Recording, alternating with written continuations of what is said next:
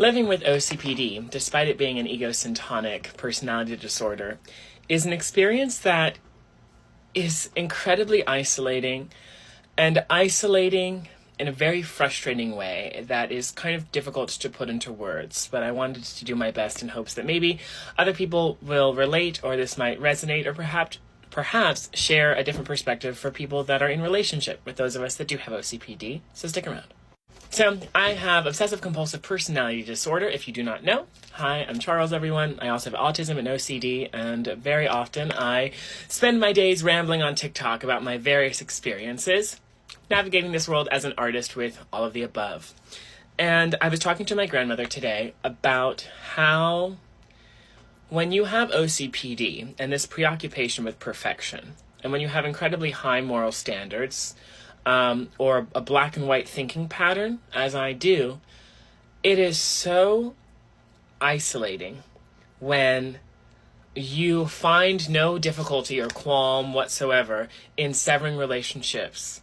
I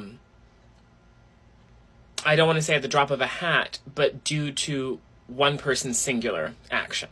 So I'm not saying that if we have an argument, I'm going to ghost you, but depending on the caliber of disrespect that I interpret as being received, I very much am not generally the person to give people multiple chances. And I'm totally fine with that. I to the point that even when I try to look past or move forward in a similar way after I've had kind of drama with someone, it's impossible, to the point I get very, very resentful. And the isolation that you can experience, particularly in looking back with frustration at how content you are in navigating the world, leaving behind so many people or relationships because they were human and had emotion, or let their ego or emotion get the best of them, and maybe they reacted in a way towards you that wasn't savory.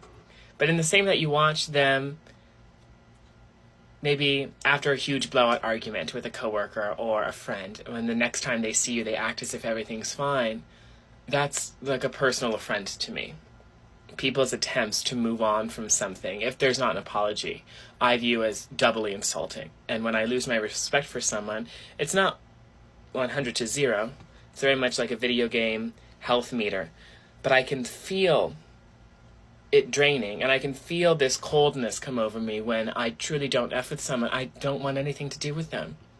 I don't care if I've been to your house. I don't care if I have celebrated birthdays with you. The minute that you cross me, or what my own brain has determined to be my standard or boundary, too far, I'm done. And I fully don't think that there's anything wrong with that. I stand by my behavior. I have a lot of friends and family that I haven't had any issues with. But the realization that not everyone operates this way, and that the average human being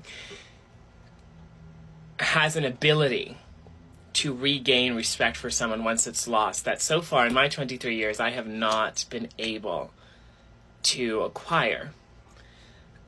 That fact in and of itself, the knowing deep down that despite my best efforts, I process human emotion and empathy and relationships in a way totally removed from everyone else, that already is an isolating realization. But then the fact that own isolating realization, the behavior of that, leads to you not having friends, not that you would want those people around you anyway. It is such an odd, self-aware, slightly self-sabotaging prison, because I still stand by my behavior, but the loneliness of being someone who has an inability to regain respect for someone once they've hit certain lows. I know that that's not, generally speaking, how human beings relate to each other. And I know that historically, logically, if we look at the evidence, is not going to statistically lead to long-term, jovial, loyal relationships.